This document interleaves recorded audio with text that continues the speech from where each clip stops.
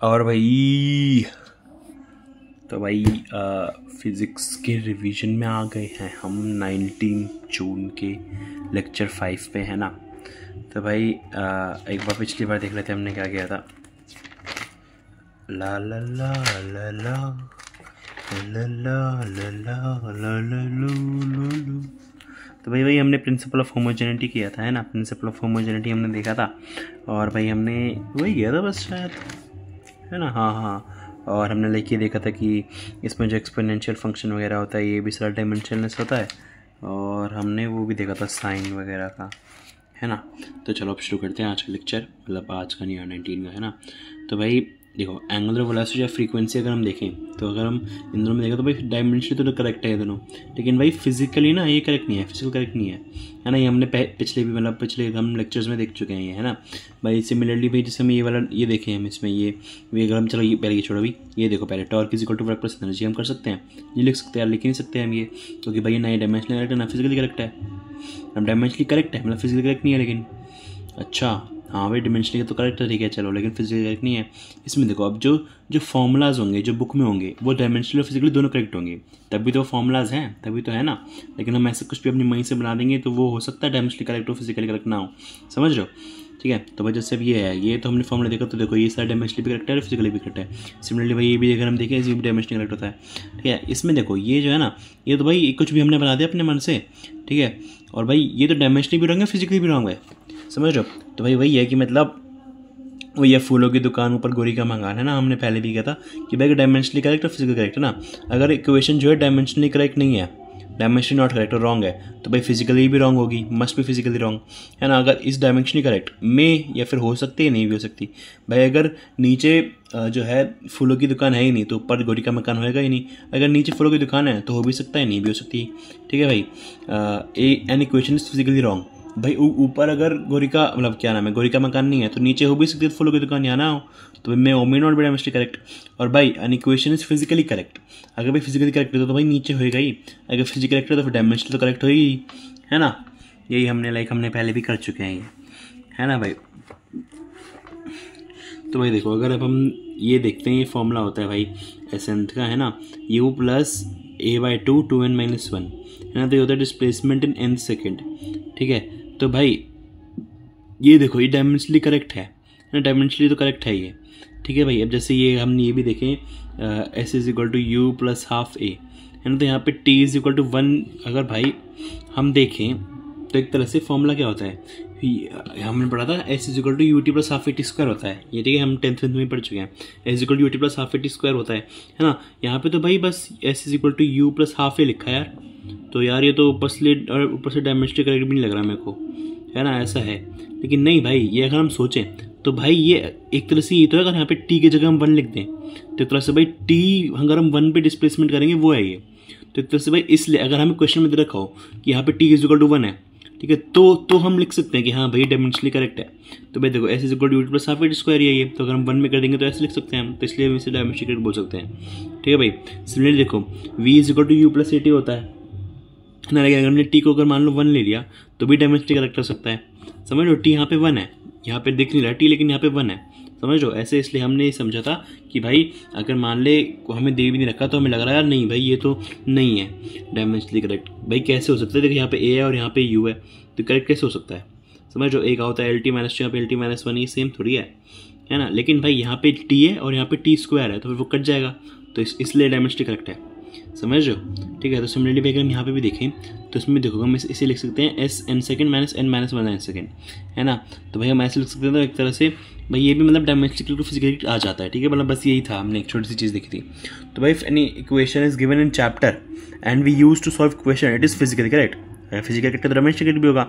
वही जो मैंने बोला था भाई अगर कोई चैप्टर में दे रखा है, बुक में दे रखा है कोई इक्वेशन वगैरह, कोई फॉर्मूला अगर हम यूज़ करते हैं तो भाई वो जो फिजिकली करेक्ट होएगा ही, तभी तो हम उसे यूज़ कर रहे हैं। और अगर फिजिकली करेक्ट होगा तो डायमेंशनली करेक्ट भी होगा, हाँ यार, ठीक है।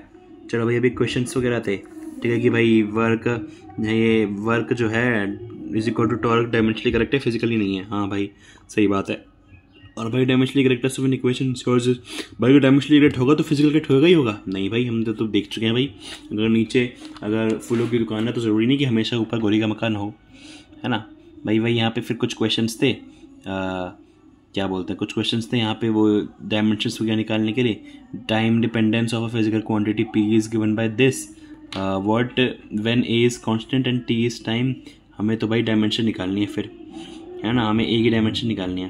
तो भाई हम ऐसे कर सकते हैं, देखो यहाँ पे ये एक्स पी मतलब ये ई रेश पावर वही है, ये एक्सपोनेंशियल ही है ना। तो हम ऐसे, हमें पता था भाई कि ये जो होता है ये 1 होता है, हमने पढ़ा था ना कि डायमेंशनलेस होता है, तो हम 1 लिख सकते हैं सीधा, है ना।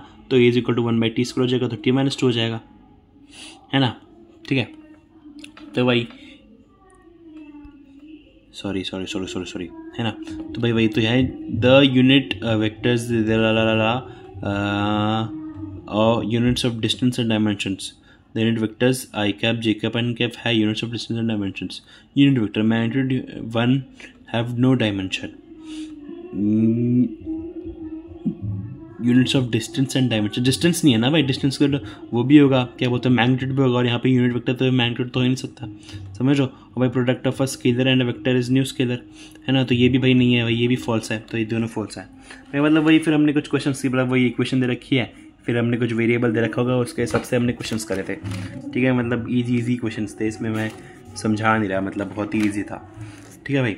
तो भाई अगर dimension of a differential term अगर भाई ऐसे दे रखा है कि delta y is equal to y f minus y i, है ना, तो dimension of change in y भाई, तो अगर डायमेंशन ऑफ चेंज ये चेंज इन वाई है तो भाई इसका जो डायमेंशन होगा वो वाई के बराबर ही होगा ना। चेंज इन वाई हो गया तो भाई डायमेंशन तो सेम ही होगा, समझ लो। तो भाई अगर डी वाई होगा तो वो भी सेम ही होगा। डी वाई क्या होता है, डिफ्रेंसिएशन हम करते हैं वो क्या होता है भाई, वो भी स्मॉल चेंज ही तो होता है ना। तो डायमेंशनली तो भाई सेम एज वाई हो जाएगा डायमेंशनली, है ना। तो भाई हम d y by d x रख सकते हैं, वाई बाई एक्स डायमेंशनली बात कर रहे हैं हम हर सारी चीज़ें, ठीक है। D square y plus d x d y d x square, है ना, तो डी यहाँ पे वाई बाई एक्स स्क्वायर हो जाएगा, क्योंकि भाई यहाँ पे डिफ्रेंसिएशन तो चलो है, ठीक है, उसका जो भी है वो तो हमें पता है इसके बराबर हो जाता है, लेकिन यहाँ पे वाई और यहाँ पे एक्स स्क्वायर तो वो होगा वाई प्लस एक्स क्यूब हो जाएगा, या वाई बाई एक्स क्यूब, ठीक है। तो भाई इसके ऊपर इक्वेशन था कि भाई d y by d x d, तो इसकी भाई क्या होगी वो डायमेंशन, ठीक है, हमने डायमेंशन निकाल दिया, ठीक है भाई। अगर डायमेंशन ऑफ इंटीग्रल टर्म होता है, अगर इंटीग्रेशन वाली टर्म होती है ना, जैसे भाई हमें इंटीग्रेशन है दे रखा है हमें वाई डी एक्स, तो भाई डायमेंशनली वाई एक्स ही हो जाता है। तो साइन थीटा डी थीटा ये हमारा डायमेंशनलेस होता है, लिमिट का भी डायमेंशन नहीं होता है ना। ये तो हमें पता था भाई साइन थीटा वगैरह का डायमेंशन नहीं होता, हमें वन लिख देते हैं उसे, है ना, याद है ना, वो याद है थारा भाई एम आर क्या क्या लिखा था हमने, वो ई एक्स लॉग साइन सबको 1 लिख देगा, है ना। तो भाई if y is velocity x is time find dimension, भाई क्या है भाई, हमें पता है कि इसकी डायमेंशन क्या होती है, वाई एक्स ही होती है, तो हम वेलोसिटी टाइम करके कर देंगे बस। मतलब बहुत ईजी क्वेश्चंस थे ये सारे, इस पे क्वेश्चंस थे, ठीक है, मतलब ईजी हैं, तो मैं ज़्यादा कुछ करने रहा हूँ। चलो ये वाला भी कर देता हूँ, जैसे ये दे रखा है ना, d x by A is equal to B, find dimension of A और बी निकालना है हमें, ए और बी निकालना है ना। तो भाई सबसे पहले तो देखो यहाँ पे 2ax माइनस एक्स स्क्वायर हो रहा है, एक तरह तो हमें पता है भाई जहाँ जिस भी चीज़ में माइनस से प्लस हो रहा हो तो वो डायमेंशनली सेम होते हैं, तो इसे करके हम वो कर देंगे, है ना। और यहाँ पे भाई एक्स बाई ये डी तो हट जाएगा, और भाई अगर हमें पता है यहाँ पे माइनस हो रहा है ना, तो ये दोनों सेम ही होंगे डायमेंशन, तो हम इसमें से एक को ले सकते हैं, हमने रूट एक्स को ले लिया, रूट एक्स स्क्वायर को, तो x by root x square हमने भाई रूट एक्स स्क्वायर तो एक्स हो गया, एक्स तो हमारा b1 आ गया डायमेंशनलेस, है ना। ऐसे मतलब बहुत ही ईजी क्वेश्चन थे, हमने कर लिया था, ये भी ईजी था, ये भी ईजी है। कई लोग प्रोपोर्शनल कांस्टेंट को डायमेंशनलेस समझते हैं, पर हमेशा डायमेंशन नहीं होता भाई। देखो force acting on object is proportional to square of velocity, then find dimension of proportional constant. भाई हमें बोला है force proportional to v square है, तो भाई हमें इसको वो निकालना है, तो हमने के की ऐसे निकाल ली। तो भाई कुछ लोग समझते हैं कि भाई अगर कोई कांस्टेंट है तो फिर भाई वो तो हमेशा डायमेंशनलेस ही होगा, लेकिन नहीं भाई, हमने देखो हमने यहाँ पे सॉल्व करके निकाला तो इसकी डायमेंशन आ रही है, तो हमेशा डायमेंशनलेस नहीं होता है भाई। मान ले जैसे कोई फॉर्मुला है उसमें हो सकता है डायमेंशनलेस हो, है ना, कोई हमने फॉर्मुला रटे हुए हैं तो उसमें हो सकता है डायमेंशनलेस हो, क्योंकि हमें फॉर्मुला दे रखे हैं, लेकिन भाई अगर हमें क्वेश्चन को निकालने को दे रखा है तो ऑब्वियसली आते हैं अगर निकालने को दे रखा है तो डायमेंशनलेस का निकालने को थोड़ी देंगे, समझ लो। फिर भाई अब ये एप्लीकेशन ऑफ डायमेंशनल एनालिसिस, मतलब डायमेंशन जो ये एनालिसिस कर रहे हैं हम इतनी देर से, ये कहाँ यूज़ आता है। तो भाई यहाँ पे 3 प्रकार के क्वेश्चन पूछे जा सकते हैं, ठीक है भाई। यहाँ पे है भाई if time period of simple pendulum depends on length of pendulum l and acceleration due to gravity, then derive relation of time in terms of LNG, ठीक है। हमें पहले बता दिया भाई कि टाइम पीरियड जो है सिंपल पेंडुलम का और लेंथ और इस पर डिपेंड करता है, तो हमें रिलेशन निकालना है इनका, ठीक है भाई। Relation of time in terms of LNG, हमें टाइम इन दोनों में बता दिया, बस अब उसमें निकालना है। अब भाई इसमें दूसरा क्वेश्चन हो सकता है if we consider length L acceleration G are taken as fundamental, हमने लेंथ और अब जैसे भाई फंडामेंटल क्वांटिटीज़ क्या होती है, हमने क्या पढ़ा था MLT होता है, MLT है ना, तो मास, लेंथ और टाइम है ना, ये सब होता है। लेकिन भाई हमने बोल दिया गया लेंथ भी और एक्सेलरेशन भी है, ये फंडामेंटल क्वांटिटीज़ है, तो हमें dimension of time interval in terms of fundamental quantities में निकालना है, ठीक है, ये भी ईजी है। If new system of unit, हमें न्यू सिस्टम, ये तो हमने पहले भी याद है, हमने पहले भी किया था ये हमने पहले भी किया था कि न्यू सिस्टम ऑफ यूनिट है या फिर पुराना सिस्टम है, तो भाई यूनिट ऑफ लेंथ 10 मीटर हो गई, ये इतने हो गए, तो हमें वो करना है। तो ये सारे डिफरेंट क्वेश्चन है, लेकिन भाई एक ही सोल्यूशन है इसका, देखो, ठीक है। क्वेश्चन 1, ये वाला क्वेश्चन है ना, टाइम पीरियड जो है हमें बताया गया कि भाई वो डिपेंड करता है लेंथ और ग्रेविटी पे, लेकिन हमें ये नहीं बताया गया कैसे डिपेंड करता है, हमें रिलेशन डिराइव करनी है। तो भाई हमने मान लिया ये ऐसे, ये हमें पता ही नहीं कैसे करता है, तो भाई हमने लिख लिया t इज इक्वल टू ऐसे l⁻x और t is g is equal to y, है ना। अब भाई हमने कर दिया t is equal to k lx gy। अब भाई ये यहाँ पे की को हम डायमेंशन लेंगे, क्योंकि क्वेश्चन में ही लिखा है कि टाइम और जी पे ही होगा, सिर्फ टाइम और जी पे ही हो रहा है, इसलिए भाई सेम डायमेंशन ले लेते हैं, ठीक है। तो हम इसे कर देंगे, हमें पता है भाई अगर ये इस पे कर रहा है, अगर इक्वल टू का साइन हमने बीच में लगाया है तो इसका डायमेंशन सेम होगा, है ना। तो भाई हम बस इसको l की जगह तो l रखेंगे lx और lt-2y, है ना। फिर भाई वही फिर मतलब वही, ठीक है, हमने इसे सॉल्व करके हमारा ये भाई देखो यहाँ पे l⁻y हो जाएगा, यहाँ पे t⁻−2y हो जाएगा।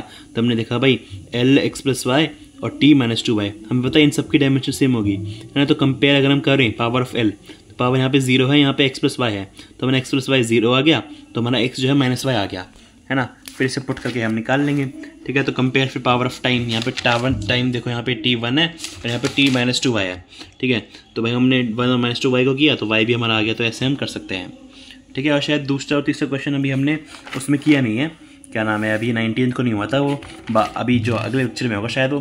तो चलो अगले लेक्चर में मिलते हैं, बाय बाय।